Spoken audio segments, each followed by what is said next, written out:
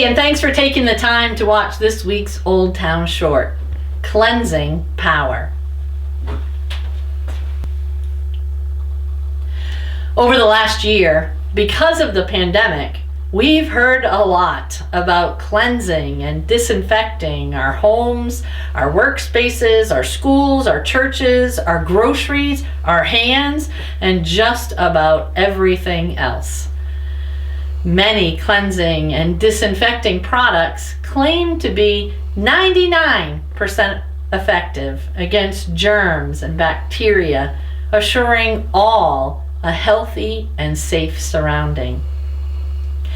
Every spring in Oldtown, just before Easter, we usually have a cleanup day when we come together as a church family to dust the sanctuary, sweep out the pews, wash the windows, and polish the silver wind chime as we look to clean the dust, dirt, and fingerprints that the public use of a building brings.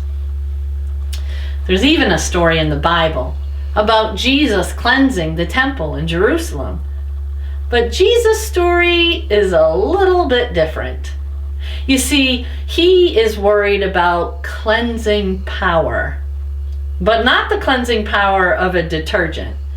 After all, he doesn't use name brand cleaners and sophisticated disinfectants because he's not worried about everyday dust, dirt, and fingerprints left by human hands and feet.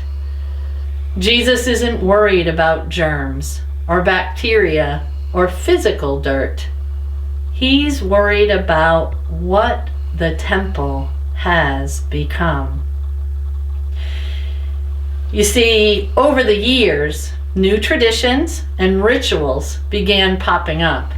And little by little, the misused power of authority and the corruption of society took over, and the focus of faith was lost.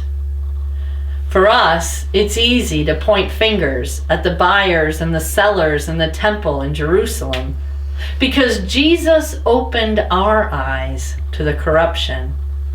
But the average person would have entered the temple looking to buy a sacrifice to present during worship, something that previously would have been brought from their home or their village. But over the years, sellers began selling sacrifices in the temple. I'm sure it started out as a way to help the crowds and make life easier. But soon, the selling became unethical. Taxes were exorbitant, and what once was a ritual of faith became a money-making scheme to cheat the poor and put more money in the coffers of the religious leaders and in the pockets of the government. For some people, they never knew the temple to be any different than the way it was. After all, that was the way they'd always done it.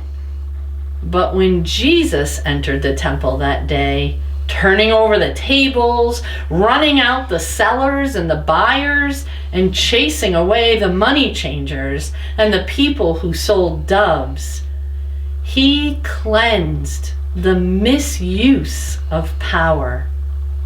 He gave a voice back to the voiceless, and he returned the temple to a place of worship and prayer, a clean, safe, and welcoming place for everyone.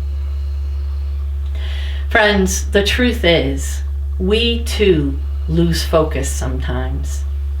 We get too comfortable.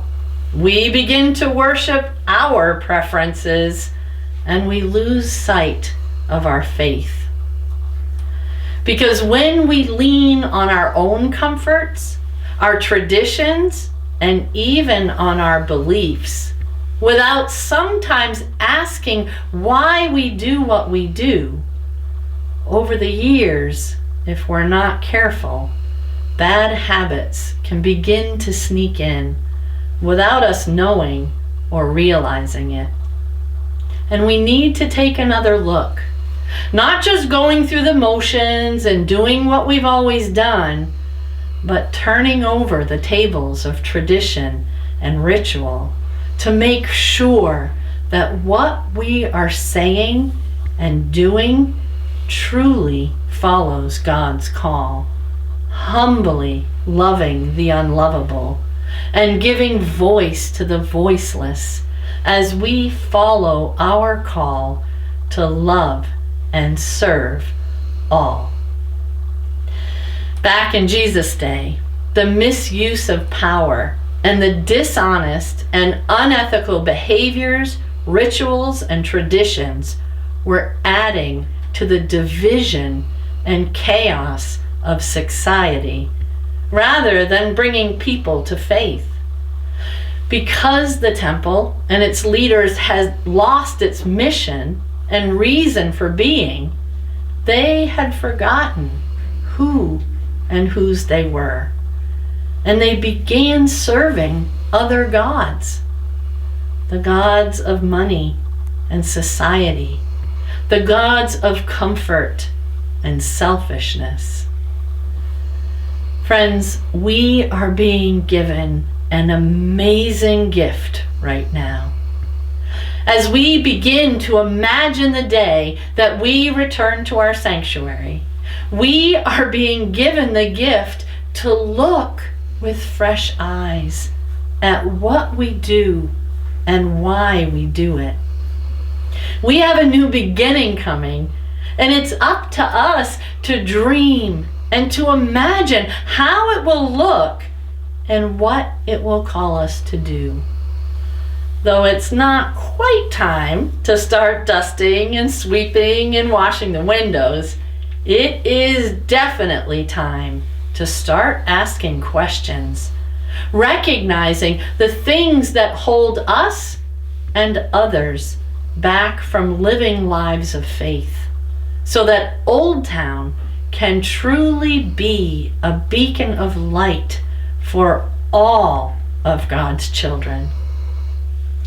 As we reimagine and begin to structure a space where Jesus truly can stand among us, we need to not only look through the lens of love, but we need to learn to be a church that truly expresses its faith, not through opinions, traditions, and things that divide, but simply through honest to goodness love.